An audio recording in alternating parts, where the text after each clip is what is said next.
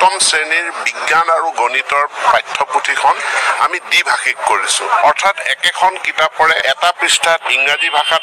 টেক্সটখিনি থাকিব আৰু এটা পৃষ্ঠাত মাতৃভাষা বা অসমীয়া বা বেংগলী যিটো হয় সেই মাতৃভাষাত থাকিব এই আঠটা মাধ্যম হ'ল অসমীয়া ইংৰাজী বেংগলী বড়ো মাৰ গাৰো এই আঠটা মাতৃভাষাত আমি পাঠ্যপুথিসমূহ প্ৰকাশ কৰি পেলাই প্ৰেৰণ কৰোঁ ছাত্ৰজনে সিদ্ধান্ত ল'ব তেওঁ কিহত পঢ়িব আমি কোনেও তাত শ্ৰুতলিপি নিদিওঁ মাতৃভাষা মাধ্যমৰ শিক্ষক তাতে আমি ইংৰাজীৰ অপশ্যনটো দিছোঁ এতিয়া ছাত্ৰজনৰ ওপৰত এৰি দিয়ক তেওঁ কি ভাষাত পঢ়িব অসম চৰকাৰে কেন্দ্ৰীয় পুঁজিৰ কেন্দ্ৰীয় আঁচনিৰ অধীনত ক্লাছ 1ৰ পৰা 8লৈকে আৰু ৰাজ্য চৰকাৰে নিজা পুঁজিৰে নৱম শ্ৰেণীৰ পৰা দ্বাদশ শ্ৰেণীলৈকে আমি পাঠ্যপুথিসমূহ যোগান ধৰোঁ সৰ্বমুঠ 3,14 লাখ পাঠ্যপুথি আমি বিতৰণ আৰম্ভ কৰিছোঁ ইয়াত ছাত্ৰীৰ সংখ্যা যিসকল ছাত্ৰ ছাত্ৰী এই কিতাপসমূহ লাভ কৰিব সেই ছাত্ৰ ছাত্ৰীৰ সংখ্যা প্ৰায় 54 লাখ আৰু ইয়াত আমাৰ ব্যয় হয় প্ৰায় 175 কোটি টকা এই দ্বিভাষিক কিতাপ আমি প্ৰস্তুত কৰাৰ কাৰণে কিতাপ প্ৰকাশনৰ ব্যয় আমাৰ যথেষ্ট বাঢ়িছে